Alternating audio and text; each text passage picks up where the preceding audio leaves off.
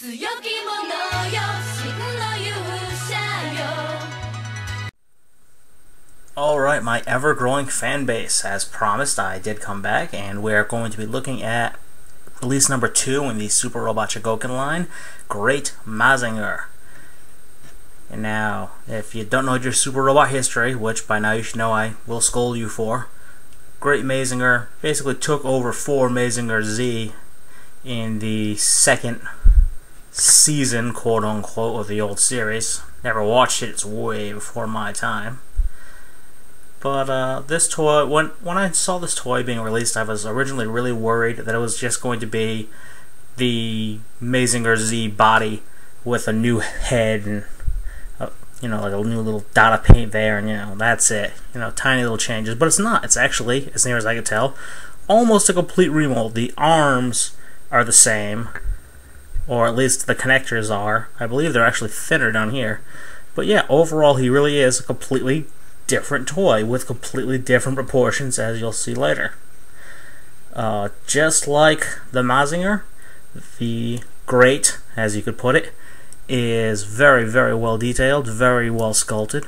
I find no flaw in detail, in paint, in construct. He's got die-cast metal here, some right here in his special place, up in his chest, his feet, and a lot of plastic everywhere else. It's just enough die-cast to give him a bit of heft, a bit of solidity, make him feel special. You want real heavy die-cast, get a proper solid Chogokin, but if you're buying these, it's because they're a little cheaper, and, well, it works. The Great is more expensive than Mazinger Z was by, I believe it was something between $6 and $10, give or take. And the reason for that is actually the accessory count. Now, normally I would talk you through posability, but as you can see, he's really posable.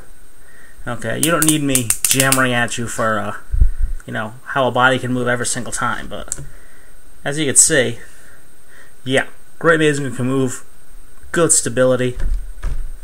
This is a very, very solid toy, and in fact, I find it to be overall superior to the Mazinger. Just barely. He's just a little bit tighter, a little bit more solid. The joints have just a little extra range of motion. And in fact, to drive the point home, let's bring in the Super Robot Chogokin Mazinger Z. And you can see right away that while their sizes are almost the same, the Great is just marginally taller. The proportions are completely different. The Mazinger comes off as a stocky, burly, powerful robot. Primitive but strong, while the Great looks lanky, quick, almost aerodynamic. And take it from the side, it's even more pronounced. Let's get these arms up and out of the way, shall we? Just look how narrow the Great is compared to the barrel-chested Mazinger. See, this is what I was talking about with completely different proportions. These are definitely not the same chests. The Mazinger is much, much thicker compared to the Great. And actually, the Great overall has a smaller body and slightly longer legs. Just slightly.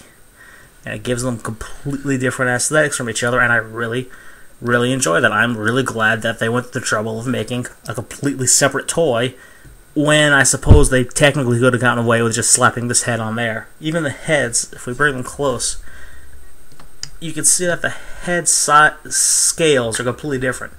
The Mazinger's head is much bigger, much wider, and the Great's is narrow and tall, and it gives them very different looks, and I enjoy it. So, I mentioned accessories, so let's get a look at some accessories, shall we? And here we are. With the Great Mazinger, you get a really good amount of stuff. And this is why it costs so much more than the Mazinger, which had considerably fewer accessories. You get 4 alternate sets of hands. You have holding his sword hand. You have super dramatic pointing hands, which is required for one of Mazinger Z's most signature poses and attacks. You have angry gripping throttle hands, And these and the fists and the holding the sword hands are exactly the same as the Mazingers. So in this case, they did get some use out of those molds, although the paint is a little different. It's not as rich, not as shiny. And these final hands are actually sort of neat. These calm, sort of open hands, actually, they are not both intended for use on the Mazinger. They are actually intended that this one goes on to the Great, and this one goes on to Mazinger, and that's right, they can shake hands. That's nifty. That's cute. I actually kind of like that. As mentioned, you get a second, well, not a second, you get a Mazinger blade for him, but if you already have Mazinger Z, that means you've now got, get over here, a 2, which means that they can each have one, or one of them can dual wield them, and these are exactly the same. In point of fact, I'm not even sure if Mazinger Z ever had a sword of its own. I do believe it just borrowed one of the Greats. You have his wings. Unlike the Mazinger, who did not come with his, the Great has to, because I do believe that in story, the Great's wings were built into it, whereas the Mazinger's wings were an upgrade. If I know my Super Robot history correctly. If there's any fans out there that know better, by all means correct me. Oh, that's nifty, it stands up. And finally, you get our very first effect parts. Oh yes, it seems like Bandai is a little cranky with Revoltex stealing some of their thunder on the action figure market, and they must assume that the effect parts that have become pretty popular, I'd say, with some of the newer ones, might be part of the reason that they felt like implementing. So Great, and I believe the upcoming Alt Eisen release, which I'm so looking forward to, and I will so show you as soon as I get my hands on it, have effect parts. Now, these are electric parts, well, electricity effect parts, because the Great's special ability was its infamous Thunder Break. So we have one effect part that can go on one of the pointy finger hands, and we have one effect part that actually goes on the sword. And the sword is real easy. You just take a sword, you just stuff it up here, you just gotta fiddle with it a little bit to get it lined up right. There we go. And you have an electrified sword, which is really, really spiffy when he holds it. But because these are the exact same sword holding hands, just like Mazinger, he doesn't really hold the sword that tightly, so you can't get like a super dramatic pose with it because the weight is too much. But with this, you can so totally get the most classic of all poses. So we just pop off one fist, insert the appropriate pointy fist, get that finger pointed skyward, and whoa, his chest comes off.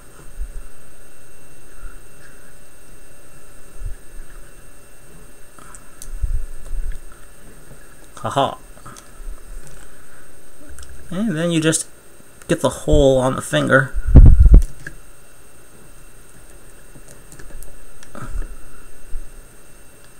And you're done. Let me get the camera pointed properly. I'm not sure if you can see that properly against such a bright background. That might help. Yeah, son. It looks really, really spiffy, and it stays up there just fine. His arm doesn't have any trouble holding the weight like that. In fact, I do believe you can just swivel the arm down and have him pointed at you. Come on, right here, right at the camera. Oh yeah. That's neat. That's really, really cool. I like that. I like that a lot. And finally, you have alternate forearms for his drill pressure punch. And you just pop these arms off, pop these on, and then you can put whatever hand you want there. Just be warned that while it does have the exact same elbow joint, because of the way these fins are and the way it's cut, you lose a lot of mobility with it. It's really just for pointing the fist dramatically as if he's going to fire it. So, I mean, he kind of looks boss with the drill design on his arms, but your posability goes to heck. So if you want to display him with it, just don't expect him to have really dynamic arm poses. Well, he's got the drill arms in. And let's see, what else do we have? Oh, we've got these little teeny tiny plates. When you get him, he comes with these installed actually in the back of his legs. Whereas you can see right now, he has these nifty little fins. I believe this is for his flight mode. When he deploys the wings, he deploys these too. I just leave these on all the time because, you know, with this here and this point here, it just continues the motif. It looks right. You know, and his wing pack just goes right on. That's easy. And he looks good with it. Point dramatically. Thank you. He looks very good with it. This is a very good toy. I am very pleased with this. And you already saw him sized next to Mazinger. And of course, just to make sure I'm consistent with myself, here is our old friend, the mighty Skywarp. And yeah, the Great looks, he looks so much taller than Skywarp, but he's not. They're roughly the same size. It's just he pulls off his lanky look so well. So, do you want the Great Mazinger? My answer is, you want the Great Mazinger more than you want Mazinger Z. This is a very, very good toy. This is a slightly better one. His movement is a little freer, his accessory count is a little higher. There's nothing wrong here at all. This is perfectly good. But this is a very noticeable step up once you get your hands on it. I think if you owned both, you'd probably agree with me that they're almost comparable, but this guy's just a little bit better, just a smidge, a hair better than the Mazinger Z. But it's too soon to judge the line yet, because the next release is the Alt Eisen. And while I don't mean to gush about other toys in this toys review, I am very excited to get my hands on that and see how they handle something that complex. If you don't know what the Alt Eisen looks like, he's a hell of a lot more cluttered than the very simple lines and cylinders you see here. So, this is Felixman. This is my Great Mazinger. This is yet another review. Another thanks to all of my ever-growing subscribers, which is fantastic. And next up, we're going to look at his weapon accessory kit, which luckily also works just a little bit for him. So I'll see you then.